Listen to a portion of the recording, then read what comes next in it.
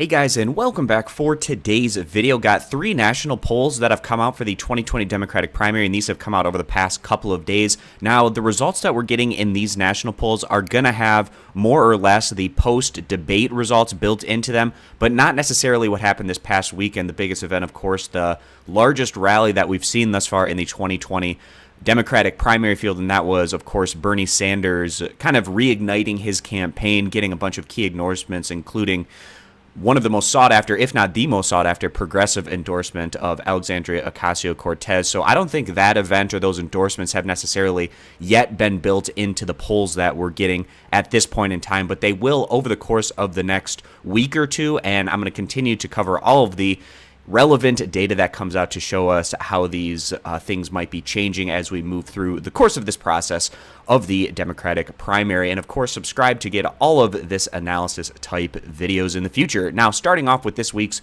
morning consult numbers, we can see Joe Biden after the fourth round of the Democratic debates taking a step back. This is actually the lowest number we've seen him at in the morning consult poll since he made his announcement all of those months ago. So they're at 30%, but still in first place, of course. And then we have Elizabeth Warren and Bernie Sanders more or less staying right about where they were going into the debate. You have Warren in second place at 21%.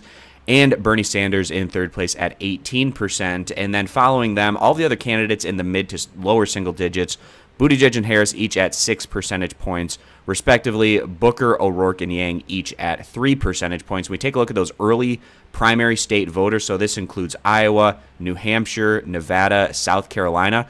And this is one of the weakest numbers that we've seen from Biden in particular in these early primary states among these voters at 27%. Usually we see this number a bit higher for Biden, because just in terms of the demographics, you would expect him to get a big boost, in particular from a state like South Carolina, where he's tending to do very well in the polls, but also even states like Iowa and New Hampshire, you think that Biden could do reasonably well. But taking a step back here with these early primary state voters at 27%, and then it's mirroring the national numbers for both Warren and Sanders at 21 and 18 percentage points, respectively. Buttigieg doing a little bit better, and you have to assume that that's coming from more or less the state of Iowa, where he has pumped in a ton of resources, which is actually a really smart strategy for Buttigieg, because Iowa, similar type of voter demographic from where he's from, obviously the state of Indiana, just a couple of states over there to Iowa. And if you want to try to kind of fake it till you make it and become more relevant than maybe what your national numbers say, then you certainly want to do well out of the gate in the first caucus result there in Iowa.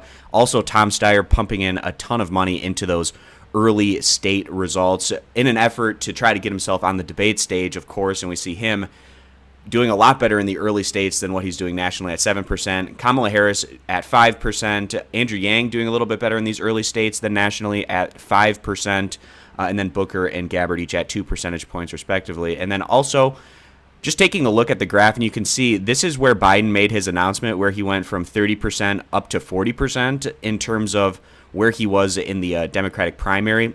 And that's also when we started to kind of see a decline from Bernie Sanders, was before Biden really came into the race. And more or less, Bernie Sanders has been hovering around that similar number for the better part of however many months that's been, 4, 5, 6 months. And then we see Biden, where he peaked there at 40%, and now he's down back to where he started at 30 percentage points. That is where he's at this point in time. And then we can see this consistent going up trend from Elizabeth Warren, and now she's kind of been topped off and hovering around 21 percentage points over the past few weeks. And then also taking a look at the favorability of these candidates, and we continue to see Bernie Sanders right at the top of the heap in terms of overall favorable, unfavorable difference here, where he's at 74% favorable in the Democratic primary, which is higher than any other candidate, and also a bit better in terms of his difference between favorable, unfavorable now, in contrast to Joe Biden. Also, Elizabeth Warren, her favorable numbers have been going up over the past few months as we've seen her polling go up as well, where she's right there in third place at 68% favorable opinion of her. And you can see how the rest of the candidates play out in this Democratic field with their favorability. Now, I have two more polls that I want to touch on, and these are a situation where we're getting just slightly different numbers than the morning consult. So going over, taking a look at Ipsos, Joe Biden leading the pack, but it's really close among the top 3 candidates here, with Joe Biden at 21%, Bernie Sanders in second place at 16%, and then Elizabeth Warren there at 15 percentage points in third place, but essentially tied with Sanders, and both of them within striking distance of Joe Biden. Now, what I don't like about these Ipsos polls is they give you the option of you don't know who you're going to vote for. I'd really like to know at least where these 21% of individuals were leaning at this point in time, and that's also why we're getting a little bit lower numbers from Biden, Warren, and Sanders, for instance, than what we had over in the morning consult. And now just one other poll that I want to touch on before wrapping up this video, and that's from Emerson, taking a look at the national landscape, and we can see a very close race among the top 3 candidates again, and another one where Sanders is a little bit ahead of where Warren is at, but Biden still in first place at 27%, followed by Sanders at 25%, and then Elizabeth Warren in third place at 21%. All the other candidates, again, a situation where they're at mid to lower single digits, with Buttigieg at 6%, Harris at 5%, Yang at 4%, Gabbard at 3%, as well as Cory Booker, and then O'Rourke at 2%. Klobuchar,